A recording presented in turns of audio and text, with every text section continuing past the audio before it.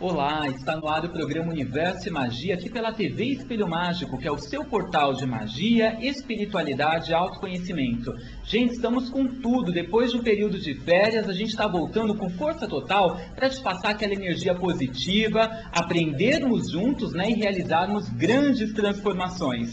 Se você não está no nosso chat, adentre agora mesmo, digite ali o seu nick e participe desse programa que é feito especialmente para você. Você pode mandar a sua pergunta e interagir conosco aqui ao vivo pela TV Espelho Mágico. A novidade, gente, é que nesse ano nós teremos a cada semana 3 programas ao vivo, os programas de segunda, quarta e sexta-feira. E na terça e na quinta você vai ter a oportunidade de ver reprises, para de repente, se você perder um programa legal, você não vai perder o conteúdo que foi fornecido naquele programa. Então essa entrevista de hoje que nós teremos será disponibilizada amanhã, um reprise dela, para que você possa avisar os seus amigos, as pessoas queridas, e não perderem esse encontro maravilhoso que a gente vai ter com ela, que é uma grande autora, grande escritora, professora de diversos temas de bruxaria, como ervas, cristais, além de tudo oráculos também, faz um trabalho magnífico com runas e com tarô. Eu estou ao lado da grande escritora Lígia Amaral Lima. Tudo bem, Lígia? Tudo, é um enorme prazer estar aqui com vocês, eu agradeço essa oportunidade e mando uma abençoada tarde para todos que estão aqui e todos que estão aí também. Opa, que assim seja, assim se faça. O prazer é todo nosso de receber uma convidada tão especial como você aqui com a gente. A Lígia tem vários livros publicados, eu queria que você falasse um pouquinho sobre eles, né? O Remexendo o Caldeirão é um livro que muitas pessoas conhecem, mas antes dele teve um de runas que você lançou, que foi o primeiro, não é? Sim, eu sou introdutora no Brasil do Oráculo das Runas e esse trabalho é um trabalho muito bonito que tem me acompanhado durante décadas, né? Existem algumas pessoas que conhecem o meu trabalho mais de perto, são 31 anos de trabalho oficial. Desde os 18 anos, então eu estou fazendo esse ano 49 anos e sempre ligada à parte, né, de oráculos e magia.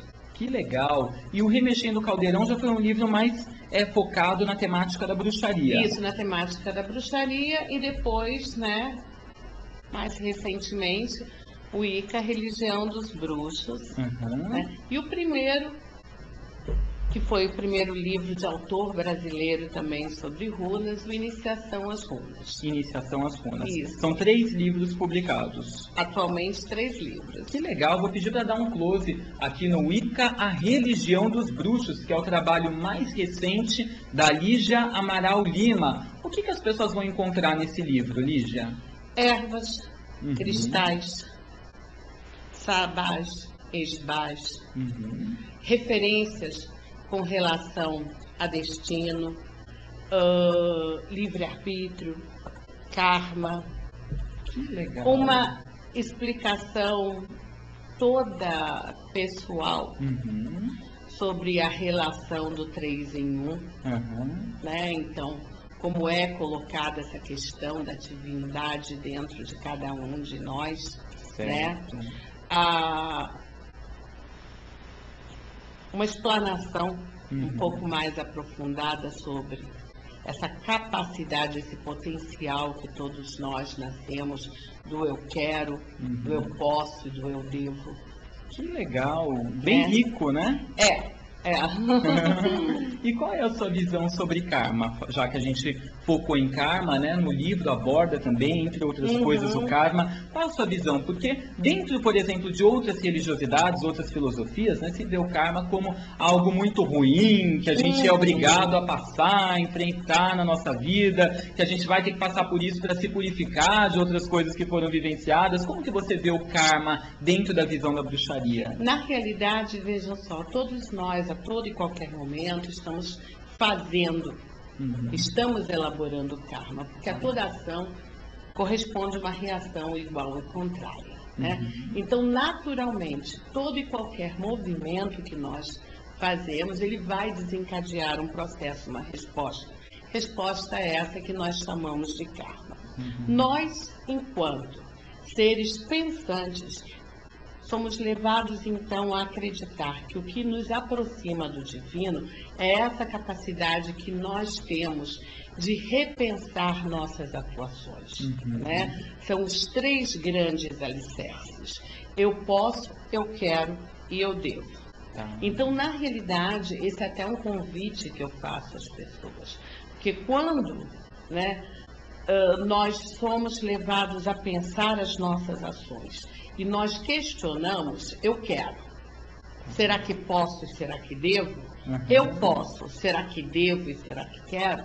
Então, nós aprendemos esse caminho do divino quando realmente nós conseguimos conciliar aquilo que podemos com aquilo que queremos e aquilo que devemos. Porque, na realidade, Edu, essa estrutura do karma, ela está intrínseca em diversas outras ciências humanas. Certo. Por exemplo, nós pegamos a lei de Mendel, genética, né? Onde é dito o seguinte, que fenótipo, a sua aparência física, é igual a genótipo, aquilo que você traz, né, mais o meio ambiente. Certo. Que também é muito importante, influencia muito, né? Muito. Nós vamos perceber que essa lei é um pouco aprofundada também na temática freudiana, onde o ego, né, a sua estrutura de personalidade, é formada pelo seu superego, que são os registros que você traz de moral, de formação, mais o seu id, que é o seu desejo inconsciente. E o que nós vamos perceber, então? Que o seu destino, né, o seu momento, ele é formado pelo seu karma, tá? Que é o que você traz e aceita passar e opta também, isso é muito importante colocar, mais o seu livre-arbítrio, né? Então, na realidade, nós vamos ver que essa estrutura que Freud chama de superego, na realidade, no cristianismo vai ser chamado de quê? De pai. Né? E na velha arte vai ser chamada de quê? De ancião. Ok? Que essa estrutura que é chamada de ego, o cristianismo vai chamar de quê? Vai chamar de Espírito Santo, tá? Que nós vamos chamar a mãe. Certo. Né? E que essa estrutura que Freud chamou de id, o cristianismo chama de filho, e que nós chamamos de donzela. Certo. Então, na realidade, nós vamos ativar esses 3 poderes, o que você deve e o que você não deve. São as suas normas, as suas regras. Né? Mais o que você quer e o que você não quer. A donzela, o filho, o desejo, o id, né? E o que você pode, que é uma conciliação. É o colo da mãe, né? É o teu poder que é feito entre o que você deve e o que você quer. Bem complexo, né? É uma bem estrutura bem complexo. interessante de ser analisada. É verdade. Agora, gente, você também pode mandar a sua pergunta aqui para a Lígia, hein? Pode mandar que o nosso chat está aberto. Lígia, eu queria saber um pouquinho sobre... nós conhecemos os seus livros, né? O seu trabalho. A Lígia atualmente reside em Porto Alegre, né? E faz um trabalho bem interessante por lá, mas eu queria saber como você começou, não só por lá, mas outros locais também, né? A Lígia também dá aula no Rio de Janeiro, né? Quem sabe aí estará em São Paulo conosco também, né? E eu queria saber, vai ser uma delícia, muito bom, já está feito o convite aqui, né? Quem sabe a Lígia está aceita, a gente vai conversar e de repente vamos ter novidades aí para os próximos meses, né? Com a Lígia Amaral Lima aqui em São Paulo. Lígia, como começou o seu caminho, a sua trajetória dentro da bruxaria? Na realidade, esse caminho ele nunca foi diferente, né? Eu nasci numa família de bruxos. Eu venho de uma estrutura de uma antiga avó bruxa napolitana. Então, uma temática muito mais ligada à estregueria, né? E a toda a bruxaria natural. Minha avó, quando veio para o Brasil, né, fez questão também de conhecer, de estudar, né? Diversos ramos da espiritualidade e, como eu costumo brincar, eu nasci num gueto, né? Eu já tive madrinha, astróloga, padrinho, numerólogo, então o que era normal, o que se faz normal agora, eu já vivenciava isso há quase 50 anos. E assim eu cresci, né? Sempre ligada a rituais, sempre... os deuses comandando a minha vida. Em alguns momentos questionei bastante. E faz parte nesse questionamento Questionei também, né? muito, não quis seguir esse caminho. Olha, para surpresa de todos vocês, vai uma revelação aqui, né? Eu cheguei a ser postulante a Clarissa. Então eu seria uma sacerdotisa, de qualquer maneira. Não ia ter escapatória. Não teria escapatória e adoro, amo o que faço, é minha vida, é minha missão. É o meu dia a dia, não é uma profissão. É o meu dia a dia. É vivência, né? É o meu dia a dia. Crio minhas filhas assim. 2 meninas, né? Sim, Patrícia de 21 anos e Marina de 13 anos. Que legal. E essa é a minha vivência. Tanto que eu tenho pessoas comigo que estão há 30 anos já, porque percebem que essa é a minha vida, não é uma profissão, é a minha vida. É diferente da pessoa que muitas vezes, né, adota uma máscara mesmo de vida para viver aquilo ali, né, e mostrar o seu trabalho dentro disso. Muitas vezes, na sociedade, ela cobra da gente até máscaras mesmo, né, são necessidades que as pessoas acabam sentindo para poder viver uma determinada coisa, uma profissão, por exemplo, um comportamento, digamos assim, né, profissional, né, e você não é isso, é a vida, o dia a dia, né, o tempo todo. É o meu dia a dia, dentro da minha casa, dos meus altares, dos meus animais. Que é o que diferencia uma pessoa, por exemplo, que lida com a magia, por exemplo, a título de trabalho, digamos assim, da pessoa que vive isso, né? Que está mergulhada, inserida na magia, vivendo ela o tempo todo. Né? Eu costumo dizer do que nunca foi diferente para mim, né? Você já nasceu inserida, Eu nasci inserida. Eu bom. nasci inserida. Me orgulho disso e pretendo levar minha vida assim, se os deuses permitirem. Que assim seja, assim se faça. E assim será.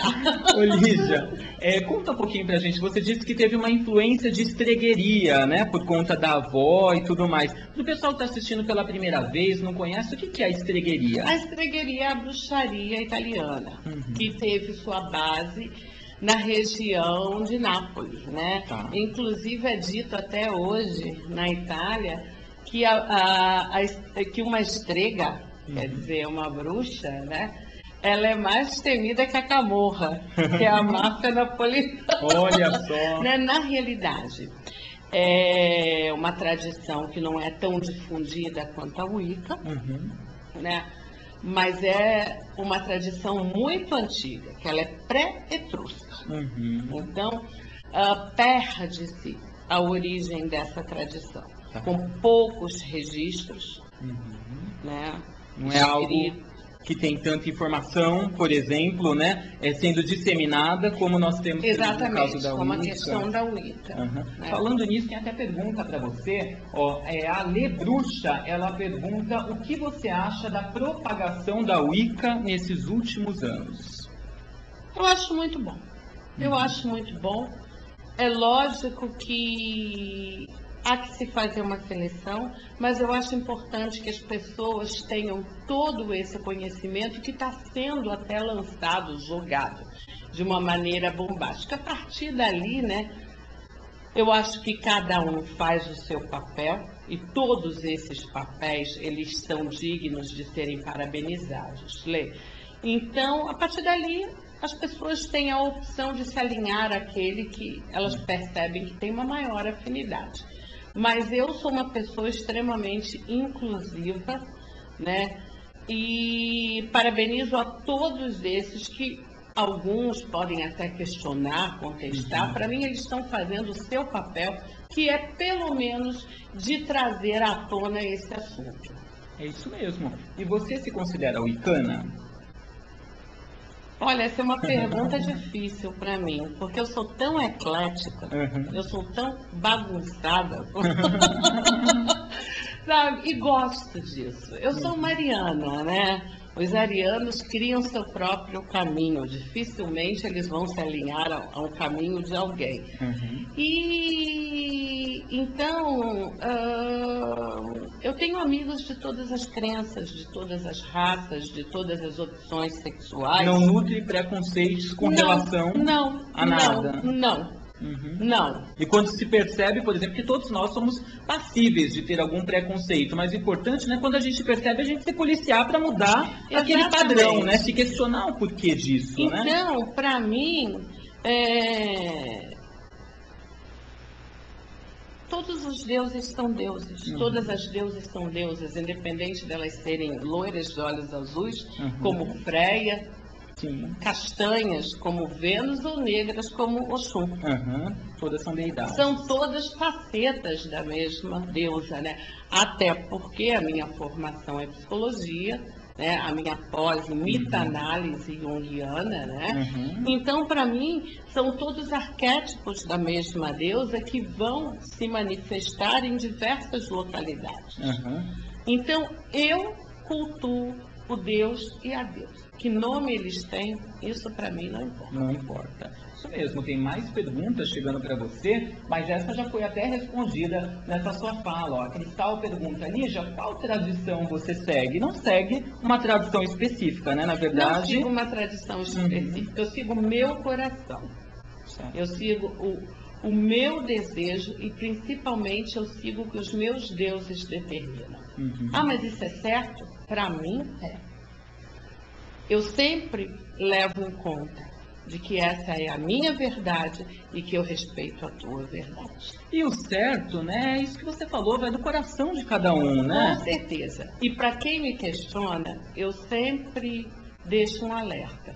Eu acho que se eu estivesse fazendo alguma coisa errada, em 31 anos, o próprio plano astral já teria me parado. Exatamente, porque são 31 anos de prática. Então, né? esses 31 anos, acho que referendam que o que eu estou fazendo é certo, pelo menos para mim. Sim, exatamente. Porque senão eu já teria sido parada há muito tempo. E fica até essa dica também para as pessoas que estão começando, porque muitos acabam sendo influenciáveis sem perceber, né? Escuta alguém falando, olha, é assim que faz, ou é assim que você tem que fazer, essa é a crença que tem que ter, bruxaria se vive assim, Wicca é isso, isso, isso, então você precisa para se adequar, né? Seguir dessa mesma maneira, e as pessoas acabam se envolvendo no que os outros falam, sem na verdade perceber se aquilo faz sentido para elas de fato. Com certeza. Nós trabalhamos com um grupo chamado Sagrado Feminino. Nós temos diversas unidades desse Sagrado Feminino. Porto Alegre, Rio, né? São Leopoldo, Caxias do Sul, Passo Fundo. E nós temos um núcleo, que é um núcleo online também, né? Que funciona como uma plataforma de ensino. Então, vejam só, não somente no tema do Sagrado Feminino, mas no tema também dos próprios oráculos, eu digo para os meus alunos constantemente, eu digo para os meus alunos, eu te mostrei esse caminho. Desmonte esse caminho. Exatamente. E faça o seu caminho. Explore, né? Explore, ouse. Tá Né? certo. Eu lembro uma vez que eu dei uma entrevista para uma revista que tinha chamada Ano Zero, que eles começaram com uma frase que sempre foi uma máxima na minha vida. Na realidade, uma frase de Henry Miller, que diz: nenhuma ousadia é fatal. Isso é a cara de um ariano, né? Não é? Bem Ares, né? Bem Nenhuma Ares. ousadia é fatal. Hoje, eu aprendi que ela pode ser mutiladora. Mas fatal, continuo acreditando Continua que sendo. não é. Então, eu digo, gente, tudo que eu falei, recolham essa informação, processem e desmontem toda essa informação. Ousem, façam diferente, sintam. Se o seu coração está determinando que deve ser outro caminho, faça outro caminho. Certo. Faça a sua verdade, né? E é muito interessante pontuar sempre essa questão, que a verdade, ela é única, ela é pessoal. Né? E quanto mais você estiver aberto até ouvir as outras verdades, né, mais equilibrado e harmonioso vai ser o seu caminho. Com certeza. Gente, a Lígia também trabalha, né, com toda a parte de cristais, de ervas, que é importantíssimo para uma bruxa, para um bruxo conhecer, né, já que são fonte aí de poder, né, e de magia. E a gente pode ver que ela está toda aqui, né, ornada, né, com as peças dela de pedras, de cristais. É muito lindo, então vou fazer questão de pedir até para dar um close aqui para o pessoal ver. Olha essas obsidianas, gente, floco de neve, que lindas. Fala um pouquinho Na pra gente. realidade, nessa pulseira aqui, ela foi feita para mim, sob encomenda. Ela é feita com obsidiana, floco de neve, que é uma pedra plutoniana. Ela é chamada a pedra que traz as verdades à tona. Normalmente, né, eu uso essa pulseira para oracular e por que ela não foi feita dessa outra forma? Porque, na realidade, é uma referência à espiral do Renascimento, né? Então, eu pedi que ela fosse feita assim, de forma espiralada. E daí você utiliza ela quando vai lidar com oráculos, justamente para a verdade vir à tona para que essas naquele momento. verdades possam vir à tona. Que legal. E a outra? A outras são são bijus. Muito lindos, muito lindos. E atualmente você tem dado cursos também, Lígia? Sim, sempre, né? Essa é sempre minha vida, né? Aliás, eu adoro atender, eu tenho paixão, eu atendo com oráculos, né? Runas e tarô. Tarô, runas e cartas ciganas. Os três conjugados, né? Eu utilizo os 3 oráculos ao mesmo tempo. Mas, assim, eu confesso que a minha grande paixão é ensinar. Gosta de lecionar. Nossa, é onde eu me realizo completamente. É onde eu me reinvento, sabe? É a plenitude. É a plenitude para mim. É muito gostoso, né? A gente fazer algo que a gente gosta. A gente fica feliz, a gente fica bem e isso preenche o nosso espírito. Gente, eu vou fazer um intervalo rápido e continuem com a gente que eu volto já.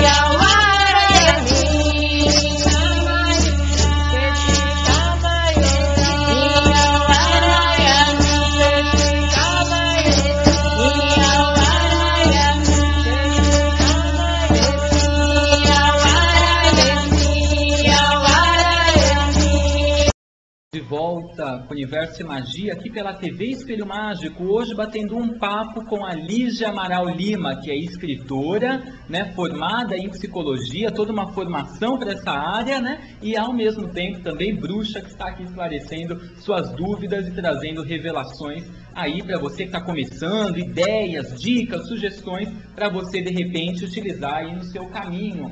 Bom, tem uma pergunta do Maurício, que é bem interessante, que nós estávamos até conversando sobre isso no intervalo. Ele pergunta se existem diferenças, grandes diferenças para o iniciante entre a estregueria e a Wicca. Qual a sua opinião, Lígia?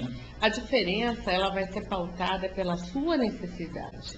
Na realidade, o caminho espiritual, ele é individual, ele é singular. Então, cada um é que vai determinar a sua própria jornada, a sua própria necessidade. O que é melhor para mim, Maurício, não necessariamente será o ideal para você. Então, assim, novamente, o mesmo tema. Ouse, busque, tente, erre, acerte também. É isso aí. Dentro disso, o que você acha, por exemplo, dos covens, que normalmente é o trabalho, né, um grupo que tem ali as suas regras, a sua maneira de lidar. Você acha difícil a gente, de repente, manter o nosso individualismo dentro de um grupo como um coven? Veja bem, eu tenho vários núcleos que trabalham comigo há muito tempo. Eu tenho pessoas que estão comigo já há 25 anos. Sim. Eu, Lígia Amaral Lima, não gosto, para mim, da estrutura de coven. Por quê? Porque eu sou uma pessoa completamente contrária à hierarquia. Herdei isso também de minha nona bruxa, entendeu? Anarquista. Tá. Então, eu estava até falando com o Du anteriormente, um dos meus grandes ditados: não tenho marido, não tenho patrão, não tenho dono. Não é submissa a nada e nem ninguém. A nada e nem a ninguém. Né? Então, o que acontece? A estrutura do coven, ela automaticamente se reporta a uma organização hierárquica. Eu prefiro trabalhar com os meus grupos, né, onde eu sou uma matriarca, e é o máximo que eu uso de titulação, é isso, que afinal de contas, né, alguém tem que controlar isso daí. Exatamente, pôr uma ordem na coisa, né? Então, o máximo que eu uso é essa titulação, uma matriarca, mas eu prefiro trabalhar com a noção de clã. Nós somos um clã. Como que você diferencia o clã dessa maneira que vocês veem do coven? Pela ausência mesmo de uma hierarquia. Desse sistema hierárquico. Exatamente. Uma coisa mais descontraída. Mais descontraída, onde tanto uma senhora de 80 anos pode comandar um ritual, como uma menina de 14. Exatamente. Todo mundo pode colocar ali as suas experiências. Os meus clãs, meus entre aspas, nossos, né? São muito bonitos porque a gente tem uma estrutura familiar muito interessante. Eu tenho clãs de marido e mulher, irmãs, pai, mãe e filha, mãe e filha. Então é muito interessante você ver novamente retornando essa estrutura familiar. Por isso, eu prefiro essa designação. Por exemplo, um título que eu sempre detestei. Eu detesto título de mestra. Tá. E sempre peço a todo mundo, acho que estou muito longe da maestria, seja em que sentido for, mas eu adoro um título lindo, madrinha. Tá. Então, normalmente, o meu, entre aspas, pessoal me chama de madrinha. Certo. Eu gosto dessa coisa de madrinha, né? Mas também, por exemplo, o meu ex-marido, quando ele estava com muita raiva de mim, ele dizia que os meus alunos, o pessoal do clã, eram meus filhos de santo. Eu dizia, filho de santo também não! Já mudava a Não, coisa. e ele falava, né, de forma pejorativa mesmo. Eu gosto dessa denominação madrinha, me agrada muito. Ah, que legal, bacana. Tô olhando se tem perguntas aqui para Lígia, pessoal pedindo aconselhamento, né? Aconselhamento do tarô. Hoje não é dia de tarô, hoje estamos, né, conversando. Nem estamos com os tarôs aqui, né, Lígia? Hoje, Pois é, eu nem queria até estamos. colocar aqui ao vivo uma proposta, né? Nós estamos conversando aqui sobre a possibilidade de nós trazermos um curso de runas aqui para o Faces da Lua. E eu até me coloco à disposição de vir fazer o atendimento de runas, sim. O atendimento de runas, olha que legal. Então vai ter... Próximo a esse curso. Exatamente, então vai ter a possibilidade aí, um celular invadindo o estúdio aqui tocando, então vai ter a possibilidade de você, de repente, aprender um pouco mais sobre runas, né, de repente fazer um curso de runas, né, completinho, e entender um pouco mais sobre esse oráculo. Exatamente, com mitologia nórdica, história da expansão viking, que eu acho uma coisa muito importante, porque o que acontece com o tarô? O tarô, ele tem uma imagem, ele tem um grafismo que te permite, de alguma maneira, criar associações. Associações de cores, de posições. Isso já é muito difícil com a runa, porque na realidade a runa, o conceito dela está associado a um símbolo gráfico, quase que uma letra. Não é uma letra. Na realidade, não é um alfabeto, como as pessoas falam, porque não fazia parte do cotidiano. Tá. Os vikings não escreviam em runas. Esse alfabeto era somente sagrado, somente era usado de forma sagrada. Então, somente as sacerdotisas é que tinham acesso as runas e os sacerdotes também. Que é por isso que a gente não pode utilizar, ter esse pensamento de enquanto um alfabeto, justamente por não fazer parte do cotidiano da linguagem deles. Exatamente, não fazia parte. Então, o que acontecia também? Para você entender a runa, você precisa entender a mitologia. Sim. Porque, por exemplo, existe uma runa que se chama Turivaz, runa de Thor. Tá. Essa runa, automaticamente, ela vai tratar de todo o aspecto de Thor. Por isso é importante conhecer Thor, os mitos dele, né? Personalidade. Um arquétipo muito próximo a Júpiter, Zeus, Xangô. Aliás, com Xangô tem muito a ver. Tá. Né? Com a personalidade de Xangô, explosivo, passional, temperamental. Né? Então, o que acontece? Para que você possa não decorar a runa e sim entender a runa, você precisa entender a mitologia, conhecer esse panteão nórdico, se desejar até entrar nos cultos desse panteão e também conhecer esse momento no qual eles estavam inseridos. Porque assim, gente, esse momento da expansão viking é um momento do próprio sagrado feminino. Porque Júlio César, existe uma referência histórica, Tácitos, em 470, mais ou menos, depois, antes de Cristo, ele cita uma fala numa obra dele chamada Comentários de Belo Gálico. Comentário de Belo Gálico. Comentários da Guerra da Gália. Ele faz uma citação de Júlio César, né? Onde Júlio César se pasmava com o poder da sacerdotisa viking. Ele se pasmava com o fato de serem as mulheres, consultando os oráculos, que tomavam todas as decisões na sociedade viking, inclusive as decisões bélicas. Algo totalmente diferente da cultura realidade deles de ali Roma, romana. né? Exatamente. Então, assim, tanto que a mais famosa dessas sacerdotisas se chamava Véleda, e ela levantou a pequena nação dos brúxeros, a insurreição, e eles conseguiram expulsar os romanos. Eles venceram o Império Romano. E ela foi recebida em Roma com toda a pompa de imperatriz, de embaixatriz. Então, isso é um fato na sociedade romana, entendeu?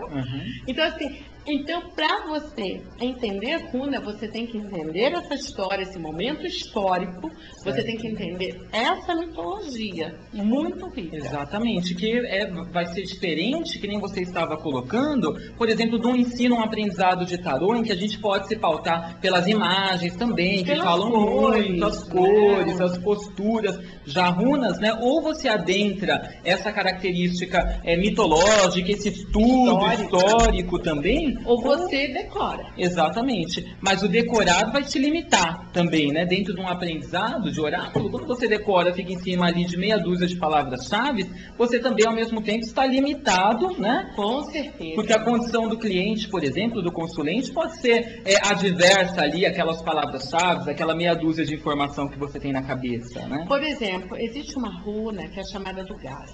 Essa runa é a runa do dia, né? O que é o dia pra gente? É alguma coisa que começa ali por volta das 6 horas da manhã e vai terminar no horário de verão às 8 da noite? Para o nórdico, não. Eles têm um fenômeno que se chama o sol da meia-noite. Então, para eles, dia é alguma coisa que dura 6 meses. Olha que interessante. Né? Então, como que eu vou comparar o nosso dia tropical com o dia deles, lá em cima na Islândia, onde existe esse fenômeno do sol da meia-noite, né? Onde o dia dura 6 meses e a noite também dura mais 6 meses. Então é completamente diferente. Quando vem o dia é muito esperado, é aclamado, e é meia-noite é dia, o sol está ali. Então você tem que compreender todo esse universo, né? Tem que adentrar esse estudo mesmo, mergulhar para poder entender como lidar com elas, né? E os deuses nórdicos? Nossa, o panteão maravilhoso.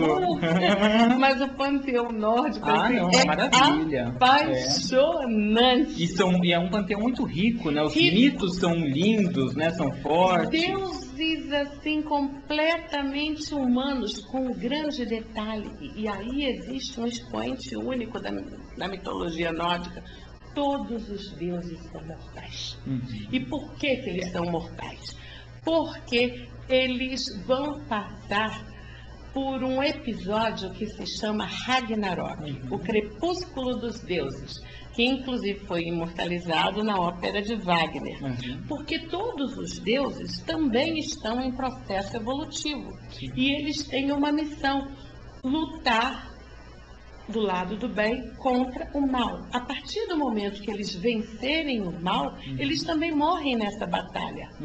Porque nós seremos deuses. Nós não precisaremos mais de deuses.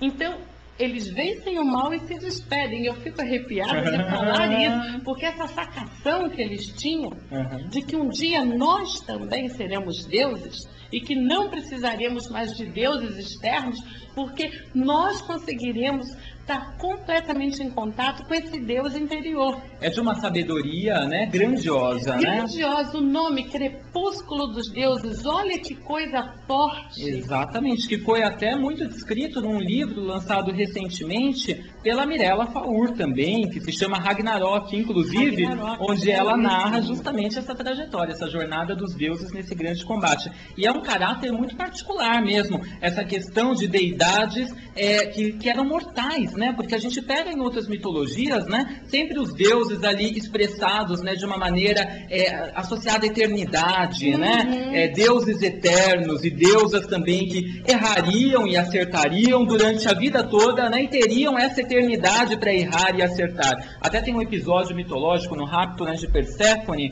que Deméter narra isso, que a diferença dela para uma humana era que enquanto a humana, quando perdesse um filho, uma filha, né, iria iria ter ali aquela vida para chorar e depois iria passar, ela choraria pela eternidade a perda da filha. Edu está aqui do meu lado, pode perceber, mitologia é uma coisa que passa arrepiada. Mexe comigo.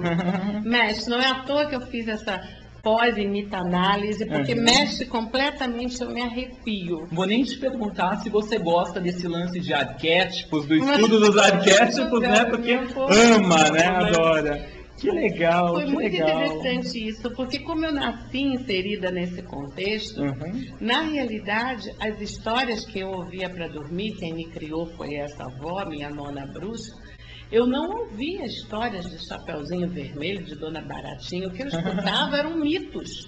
Que legal.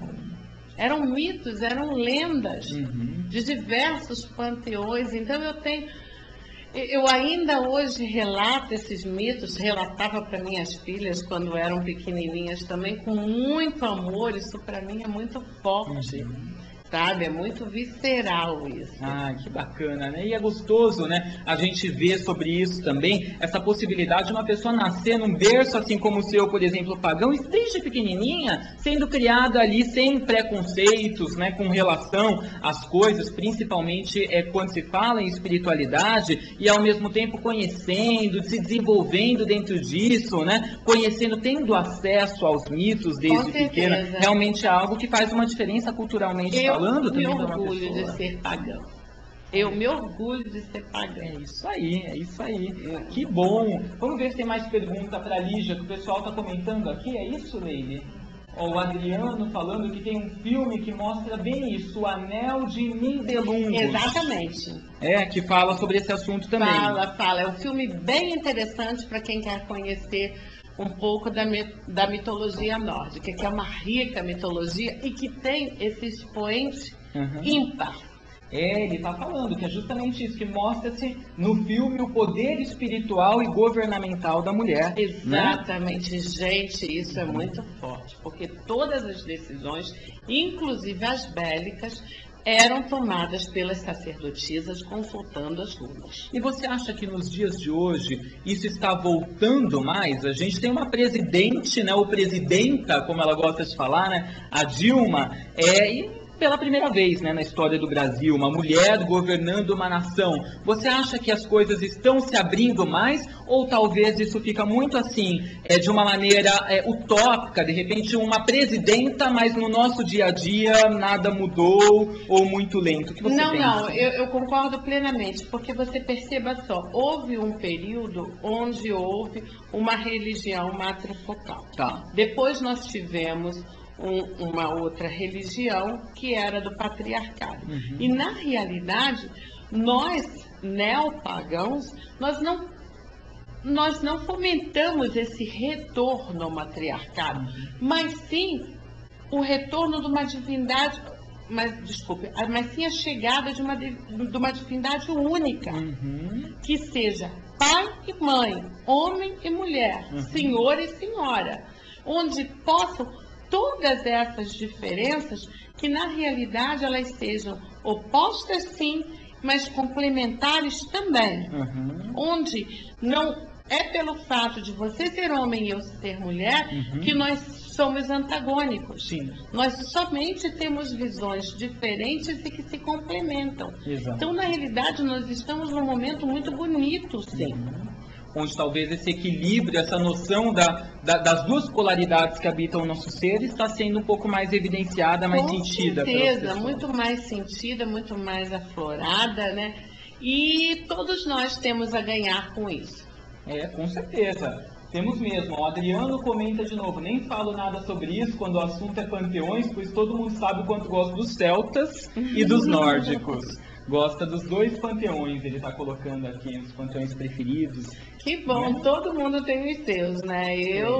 Eu admito que o panteão nórdico é muito apaixonante para mim, o panteão africano também. É lindo, é hilário. Também. O panteão africano é hilário.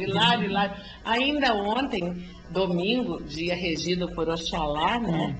Também no sul, porque mais acima Oxalá é da sexta-feira, mas no Rio Grande do Sul e Santa Catarina, porque são outras nações africanas, Oxalá é no domingo.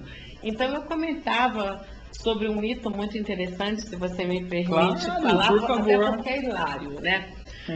Oxalá tinha Ogum, o senhor da guerra, como filho, e Xangô, o senhor da justiça, né? Que nós teríamos Oxalá, o pai e seus 2 filhos.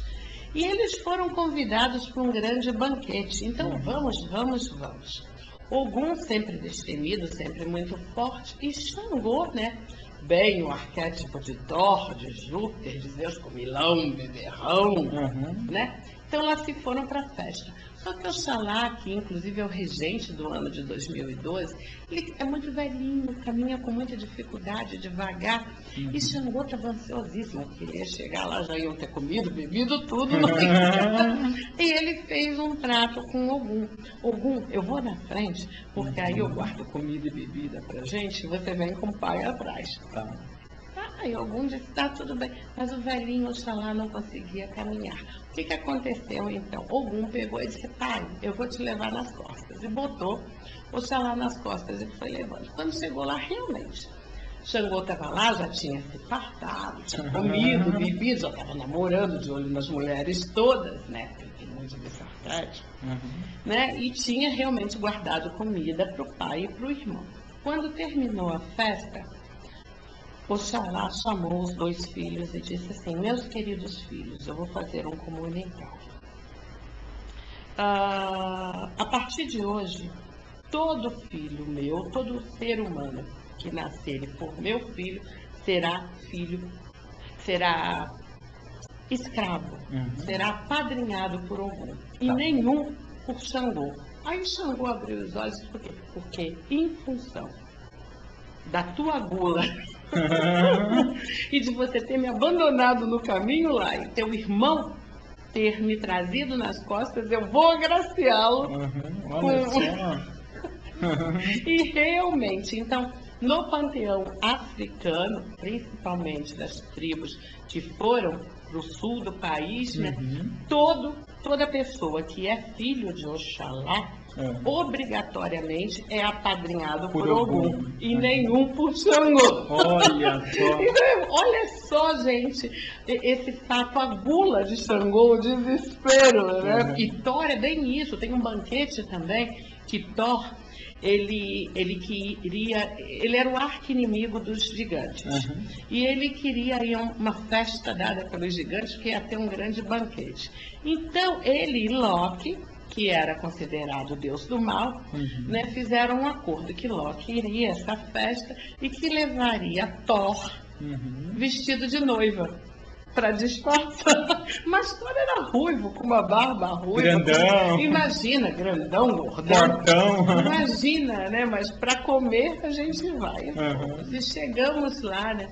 E ele está se fartando, comendo que nem um louco, até que um gigante se apaixonou pela beleza daquela noiva e queria ver o rosto de Thor sem véu. Né? Aí o que aconteceu? Chegou uma hora que o gigante apaixonado puxou o véu. No que puxou o véu, deu de cara com Se deparou com o Thor. Aí ele puxou do martelo dele, quebrou tudo, acabou com a festa, mas saiu de barriga cheia. Então você vê assim o quanto vai se falar desse Deus da justiça que tem um martelo, que julga, que quebra tudo, que é comilão, que é beberrão, que é mulherengo. Então, na realidade, são todos caminhos para a divindade. É legal também como a mitologia ela pode fortalecer o nosso culto e como ela fundamenta o culto cerimonial religioso. Porque, por exemplo, a partir desse seu exemplo da mitologia africana, a gente viu, né, um fundamento do culto que quem de repente nasce tendo Oxalá como pai, né, vai ser apadrinhado por Ogum. Nunca por Xangô, por Ogum, nesse caso. Então a gente vê a importância de conhecer a mitologia para você, inclusive, compreender as crenças religiosas. E até mesmo os rituais, porque, por exemplo, eu já vi bailados do orixá, onde, por exemplo, quando existe, né, num determinado ritual, numa determinada festa do santo lá no sul, e tem o orixá Oxalá chega, e tem uma outra pessoa que está incorporado, que eles chamam lá no sul de ocupado, né, com o orixá Ogum, Esse que é Ogum coloca o outro Uhum. que está incorporado com Oxalá nas costas e baila, baila, baila. Olha. Gente, e eu já vi um Isso é homem... lindo. Sim, e eu já vi um homem de 1,70 m com outro de quase 2 metros nas costas a noite inteira dançando. Olha só. Porque é essa referência, Ogum ter carregado o pai nas costas.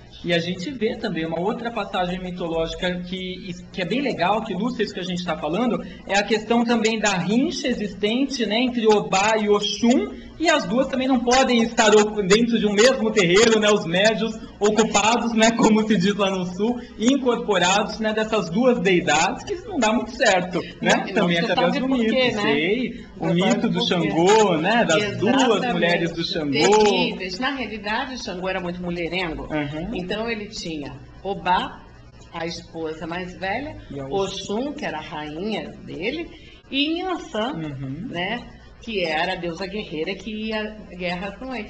Só que assim, as filhas de Oxum, inclusive eu, não tem armas.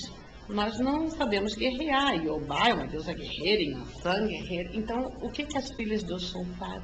Oi, Eduzinho, ladinho, queridinho. Exatamente. Essa coisa da sedução, do Uhum. mel, né? Oxum é uma deusa do mel. E assim, a Oxum estava lá, eu tenho que me livrar dessas duas, eu tenho que me livrar dessas duas e não sei o que eu vou fazer, eu já sei o que eu vou fazer. A primeira que eu vou me livrar é da Obá. Aí ela estava lá cozinhando, né? Aí Obá disse assim, o que você está fazendo? Ela disse, eu estou fazendo o prato que Xangô mais ama. É? Me conte. Eu disse, não vou contar para você o que você vai fazer. Não, se você me contar, eu não faço. Oxum, então tá. Eu vou fazer o seguinte, eu vou servir a minha orelha para ele. Tava com o dorso, né? Nem dava para perceber. Eu vou servir a minha orelha para ele. Uhum. Que eu cortei a minha orelha. Aí no que ela saiu, a Obá pegou, cortou a orelha, fez uma sopa e passou na frente da Oxum. Quando o Xangô chegou, porque Xangô é comilão, né? Uhum. Ela pegou e serviu. Aí, quando o Xangô olhou aquela orelha e olhou para o Obá e viu que ela estava com a cabeça toda enrolada, disse, o que você fez? Ela disse, eu estou servindo a sua iguaria preferida, Olha a minha só. orelha. Pronto, ele repudiou na hora. Colocou ela pra fora. Colocou ela para fora, não quis mais saber. E Oxum assim, meu Deus, o que será que aconteceu entre esses dois? Eles da Oxum fazendo, o que será que está acontecendo? Eu não sei. E o povo da Oxum é bem assim, né? O arquétipo da pessoa, a personalidade, né? Dá muitas dessas, né? Tem muitas dessas. O que será que aconteceu? Que legal, que então, legal. na realidade, gente, sabe, nós somos realmente feitos à imagem e semelhança, né? Até porque, voltando à magia, existe o triângulo da divindade. Deus, Pai, Filho e Espírito Santo. Deusa, Mãe, Donzela e Anciã. Então, a divindade é 3 e é 1. É óbvio, porque a divindade é verbo. Essa triplicidade, né? Com certeza se impõe em todas as religiões, em todos os cultos. Mas por quê? Porque todo verbo é trino e uno. Porque se eu canto, existe o que eu canto e para quem eu canto. Exatamente. Então todo verbo é um, mas ele reúne em si um sujeito e um objeto. Sim. Então, o que acontece? Se nós somos criados à imagem e semelhança, nós somos criados por espelho. E daí vem um grande símbolo da magia, que é o selo de Salomão. Né? Porque se eu, nos meus pés, se eu sou um triângulo e nos meus pés tem um espelho, retorna um outro triângulo. Exatamente. Então nós também somos trinos. É a triplicidade em nós. Presente em tudo, né? Em tudo, em nós. Então nós somos deuses, sim. Exatamente. Fomos feitos à imagem e semelhança. E desculpem os cristãos, eu respeito profundamente, mas é difícil para mim entender um Deus que seja perfeito. Que tenha, né, essa noção de perfeição, né, e de repudiar, de repente, determinadas coisas como sendo pecado, né, é complicado, né? Eu consigo ver do meu lado, como eu estava relatando para você anteriormente, eu consigo sonhar, eu consigo tocar em deuses que erram como eu. Exatamente. que sentem inveja, sim. Porque uma divindade Sim. com essa conotação de perfeição, a gente não consegue nem alcançar. Dessa maneira que nós somos, né, luz e sombra, positivo e negativo, trazendo, né, esses dois lados da moeda, a gente não consegue nem alcançar uma deidade que seja só luz, só perfeição, só acerto, e tampouco, pelo menos no meu ponto de vista, né, existe uma deidade que seja somente luz. Isso é claro que dentro de cada religiosidade, né, varia. Eu não consigo perceber Eu assim, talvez seja um defeito meu. Uhum. Ou talvez... Mas a minha verdade é essa. Exatamente. Dentro da religiosidade que tem essa visão, né, para eles é normal ver uma divindade que sustente essa perfeição. Ou talvez eles não percebam também o fato de alimentar uma outra deidade que é totalmente oposta a essa deidade de perfeição. Sombra, que na verdade é uma mesma divindade. Se tem uma necessidade de alimentar a sombra, é porque a luz está sendo alimentada em demasia. Né? Porque se a gente for perceber, muitas dessas religiosidades, né, dão uma atenção também ao fato de um diabo, um demônio. Sim, que nós não acreditamos. Que nós não acreditamos. Porque, por exemplo, a de Plutão é só o senhor do mundo inferior. Sim. Mais nada. Uhum. Exatamente, não é uma divindade que está ligada ao nefasta, tentar, né, as pessoas. Que bebe sangue, que come criancinhas. Exatamente. Ele é só o senhor do mundo inferior. E nessa reflexão a gente percebe como tudo tem luz e sombra. Não tem jeito, né? Não importa a religiosidade, né? Da mesma maneira que vai se cultivar a luz, também vai ser cultivada a sombra, porque são os dois lados da moeda. Com certeza, isso é uma coisa que às vezes assusta. Assusta as pessoas, os que não são pagãos, que eu digo que nós não somos uma religião da luz, nós somos uma religião da luz e da sombra. E da sombra, exatamente. É o equilíbrio que a gente tanto fala, exatamente. Né? Então eu me orgulho de seguir uma religião que não é da luz.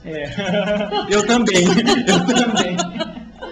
Bom, gente, a gente está terminando o programa, nós temos 3 minutinhos finais aí para o nosso programa finalizar, mas tem o Maurício aqui falando: Lígia, li seu livro, Wicca, Religião dos Bruxos. Esse aqui Daí ele fala: porém não entendi muito a lei do ritmo. Você poderia explicar de novo? Lei do ritmo. A lei do ritmo em 2 minutos. É muita coisa para pouco tempo, né? Vamos ver. Na realidade, é essa questão da espiral. Nós somos levados a acreditar que o ano, que por exemplo começou agora em 2012, a gente olha e vê um tempo que são quadradinhos, alinhados um atrás do outro, como se no final da linha a gente desse um enter. Tá. E a vida não é assim. A vida, ela é cíclica. E essa espiral, ela vai se encaixando em movimentos constantes. Quando a gente pega essa espiral, que inclusive somos nós, porque essa espiral, o sistema em que nós estamos inseridos, a Via Láctea, é espiral. Né? E o que mais nós temos nessa espiral? Olha a espiral que nós temos: adenina, timina, guanina, citosina, e por aí vai. Nosso DNA é espiral, nós somos espiral. O que acontece? Quando essa espiral que está de pé, quando essas fitas de DNA que estão de pé, elas se deitam, da posição vertical, elas se colocam na posição oriental, nós temos o 8, que é o símbolo do infinito, que é a lemniscata, o chapéu do mago, da força. O que acontece? Ela vai impor um ritmo constante, que é exatamente essa questão que a gente falava do que para nós pagãos é o karma.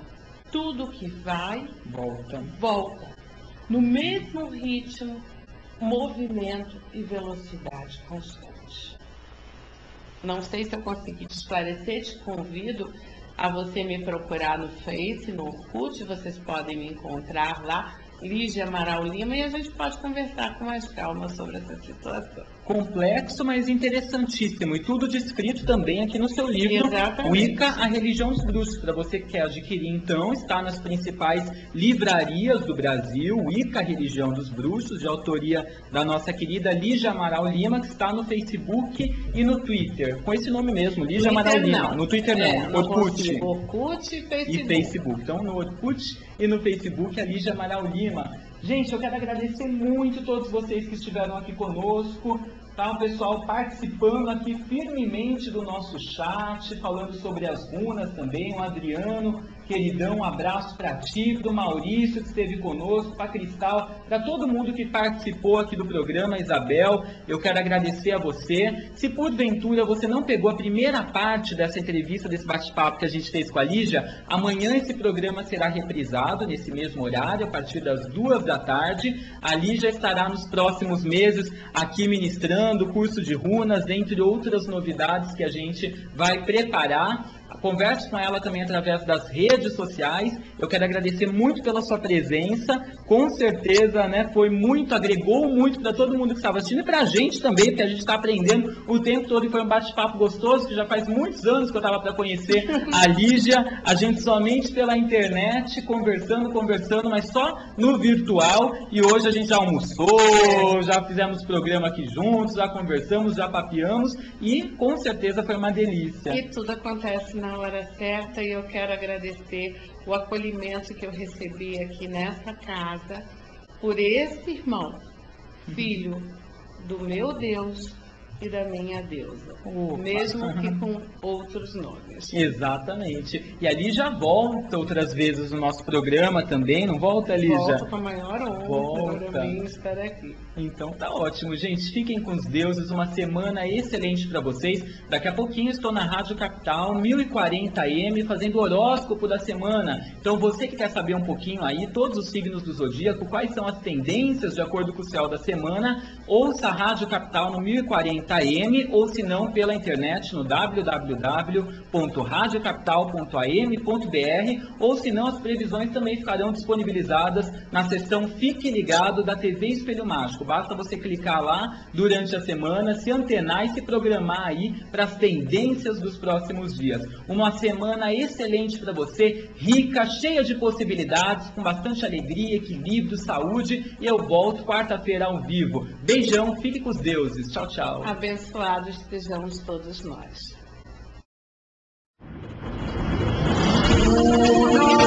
Well,